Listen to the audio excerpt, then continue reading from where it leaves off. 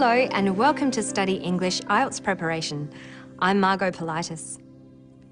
Intonation is a feature of pronunciation, one of the assessment criteria in the IELTS speaking test. You need to use appropriate intonation in the test and understand the intonation used by the interviewer. Intonation is important in spoken English because it conveys meaning in many ways.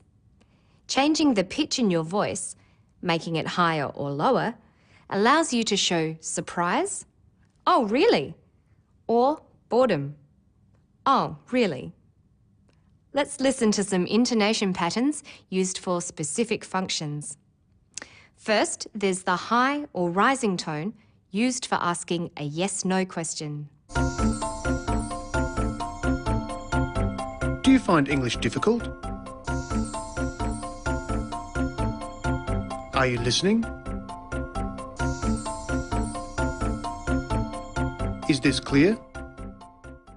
The rising tone is also used for showing expectation, as you can hear when this furniture maker talks about seeing the inside of some rare timber.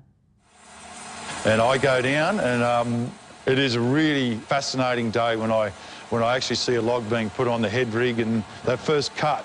And I can't wait to have a look at that drain that's actually opened up after a tree has been growing for 300 or 400 years. And it's used for showing interest and excitement. That's awesome. Absolutely awesome. A low or falling tone is used for making a statement, as does this art gallery director.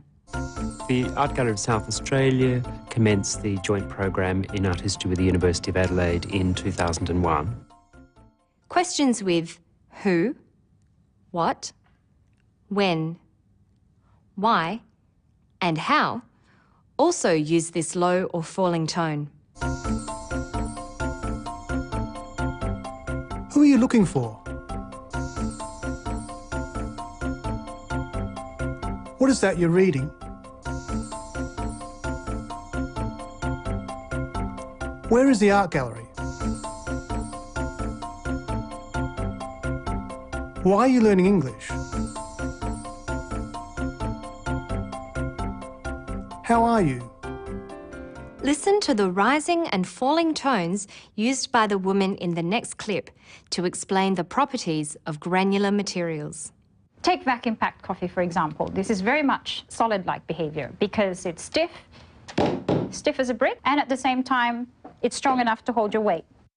And yet, if we open the pack, I can pour it just like I would pour water. When listing things, a rise-falling tone is used. Granular materials constitute a wide range of everyday common materials, such as powders, through to natural grains such as nuts, rice, wheat grains, and mineral resources. A level tone or a low rising tone can also be used for listing. We have 3 studio cabins, 2 two-bedroom cabins, 2 teepees, and a campground. Finally, a fall rising tone expresses uncertainty.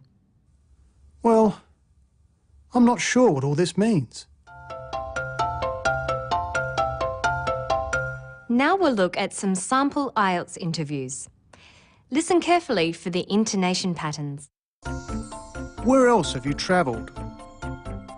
I've travelled to other Asia countries such as Malaysia, Thailand and Singapore.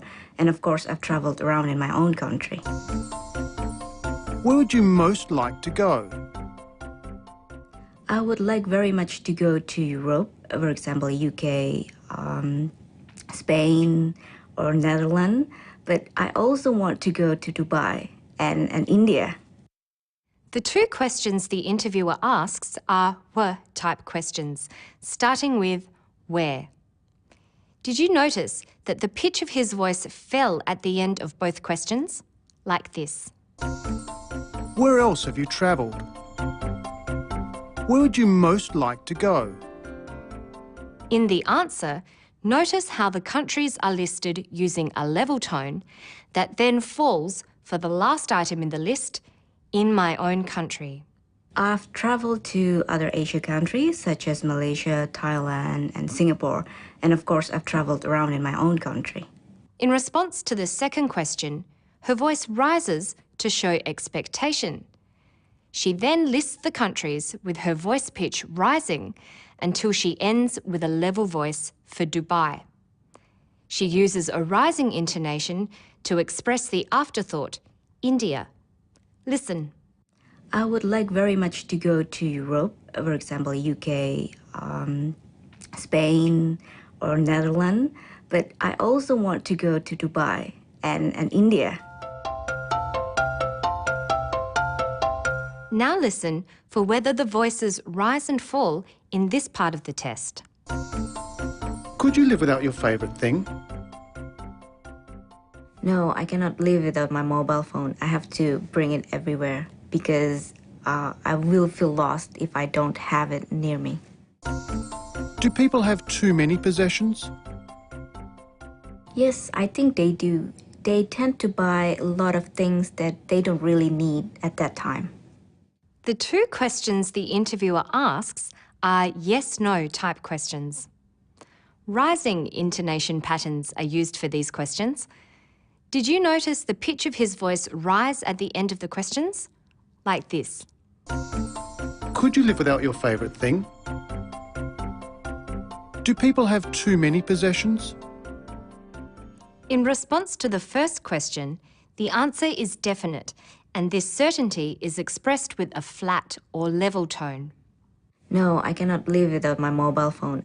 But in response to the second question about whether people have too many possessions, she isn't quite sure and responds with, Yes, I think they do. She uses a fall-rising tone appropriately to indicate that she doesn't really know or is unsure. Yes, I think they do. You are allowed to ask the interviewer what something means in the discussion part or part 3 of the speaking test. It's called asking for clarification. Let's say you didn't know what was meant by valued possessions. You could say, What do you mean by valued possessions? this is a work question, so it needs a falling tone. Listen again. What do you mean by valued possessions? A different intonation is required for the next way of asking for clarification. Do you mean important things that I own? It's a yes-no question with a rising tone. Listen. Do you mean important things that I own? The final example is a statement, so a falling tone is used. Sorry, I'm not quite sure what you mean by valued possessions. So a falling tone is used for wh and how questions. Who are you looking for? What is that you're reading?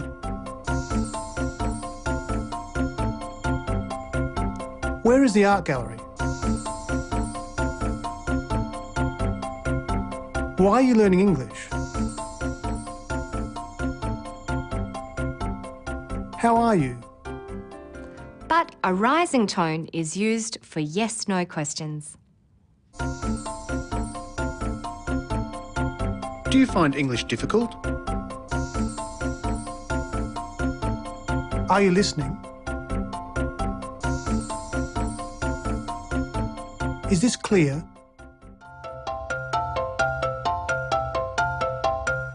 That's all for now. To find more information about the intonation patterns in English, visit our Study English website. Good luck with your studies. Bye for now.